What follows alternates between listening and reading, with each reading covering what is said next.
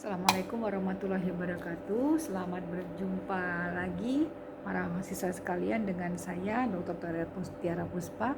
Yang kali ini saya akan menyampaikan mengenai fungsi MSDM pelatihan dan pengembangan. Ini merupakan bagian dari modul Universitas Terbuka, modul manajemen sumber daya manusia. Selamat mendengarkan pemaparan dari saya. Baik, yang pertama kita langsung masuk saja ke definisi ya. Definisi apa sih pelatihan itu dan pengembangan itu apa sih? Yaitu serangkaian aktivitas ya yang memang dirancang oleh organisasi untuk bisa meningkatkan pengetahuan dan keahlian dari karyawan ya. Nah, kalau pelatihan itu lebih ditekankan pada peningkatan kemampuan agar dia bisa mengerjakan pekerjaannya saat ini. Tapi kalau pengembangan itu lebih ditekankan pada bagaimana sih nantinya bisa punya pengetahuan bagi nanti pekerjaan yang akan dilakukan di masa yang akan datang. Nah,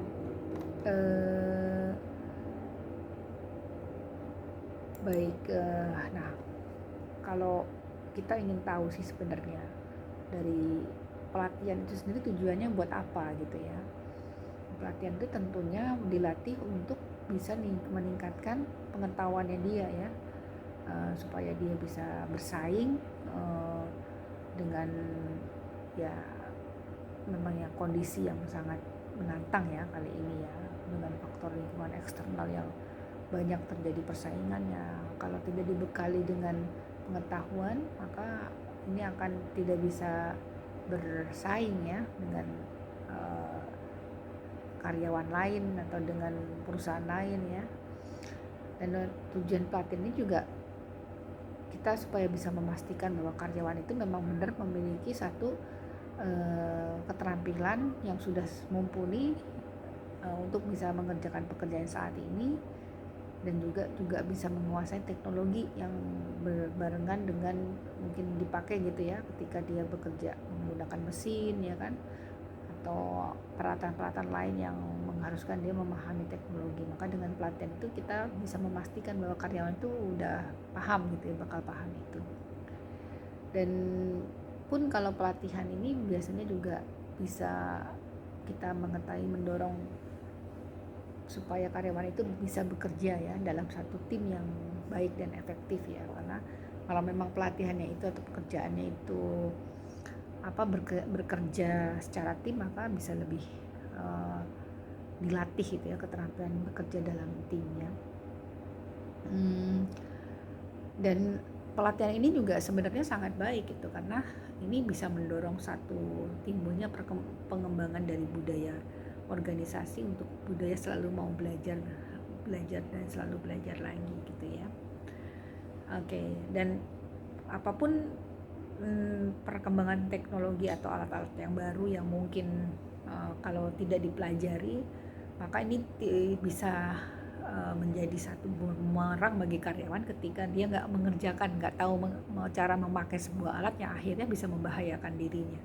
Maka menjamin keamanan bahwa pekerjaan itu bisa dilakukan dengan baik, itu bisa dengan pelatihan ini juga bisa teratasi gitu ya. Dan mempersiapkan karyawan untuk bisa menerima dan bekerja lebih efektif dengan orang lain ya. Ini juga menjadi satu tujuan dari kegiatan pelatihan ya.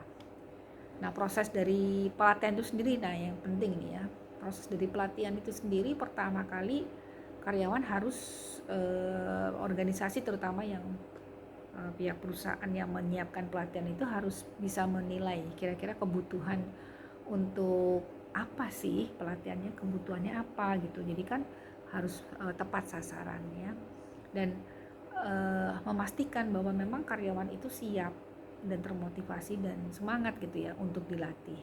Nah, setelah itu baru diciptakanlah satu lingkungan yang pembelajaran yang memang bisa memastikan segala sesuatu itu memang sudah siap dan mendukung untuk suasana belajar itu terjadi gitu ya. Baru kemudian dilakukan satu kegiatan transfer ilmu ya.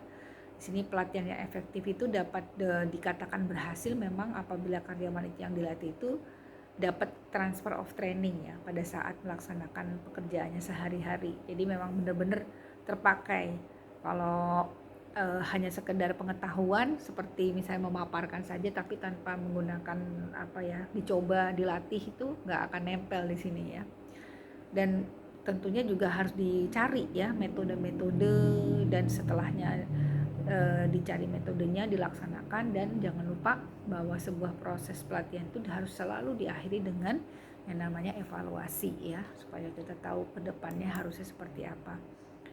Nah, bagaimana sih sebenarnya yang tadi seperti dikatakan proses pertama dalam ini kegiatan pelatihan adalah kita harus bisa menilai kebutuhan untuk pelatihan. Nah, gimana cara langkah pertama untuk menganalisis kebutuhan?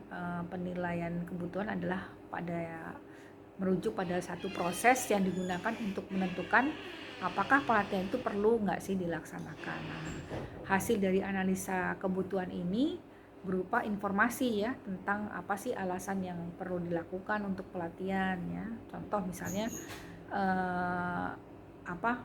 seseorang yang bekerja sebagai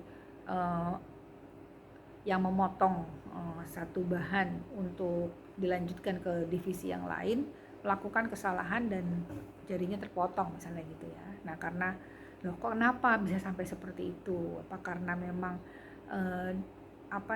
dia perlu dievaluasi, kok dia butuh pelatihan itu apa, kok sampai jarinya terpotong, karena apakah mereka kurang hati-hati, atau karena nggak tahu SOP-nya, atau memang belum dilatih sebelumnya, atau karena dia pikirannya itu pergi kemana-mana sehingga dia nggak konsentrasi pada saat bekerja, sehingga belum tentu juga semua kejadian eksiden itu selalu harus dijawab dengan menggunakan pelatihan. Siapa tahu mungkin bukan karena itu gitu kan ya.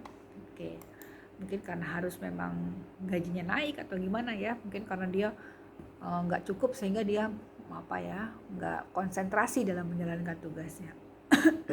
Jadi teknik utama untuk menentukan kebutuhan training adalah pertama melakukan analisa terhadap organisasi. Jadi penentuan kelayakan pelatihan, strategi bisnis perusahaan, ketersediaan SDM dan dukungan manajer serta rekan kerja ini menjadi satu materi yang menjadi bagian dari analisis organisasinya. Jadi selanjutnya analisis terhadap individu, ditujukan untuk menilai kinerja dari karyawan dan untuk menetapkan pelatihan yang dibutuhkan ya untuk mengatasi penurunan prestasi kerja kalau memang terjadi seperti itu. Nah, kemudian analisa tugas. Nah, analisa tugas ini adalah menentukan kebutuhan pelatihan bagi karyawan baru. Dibutuhkan informasi uraian tugas atau spesifikasi pekerjaan. Jadi itulah 3 hal ya dalam penilaian kebutuhan ya. Nah, langkah kedua adalah setelah tadi kita mengetahui bahwa penilaian kebutuhan itu penting, maka kita juga memastikan ya kesiapan karyawan. Nah, ini harus disiapkan juga, walaupun tahu memang dia harus dilatih, bukan berarti udah pasti orang yang harus dilatih itu kemudian udah pasti siap, ya belum tentu siap. Jadi harus disiapkan. Jadi memastikan ya apakah mereka sudah siap. Karyawan yang memiliki karakteristik pribadi yang memang diperlukan ya untuk mempelajari materi pelatihan dan menerapkannya di tempat pekerjaan, tentu harus disiapkan seperti itu.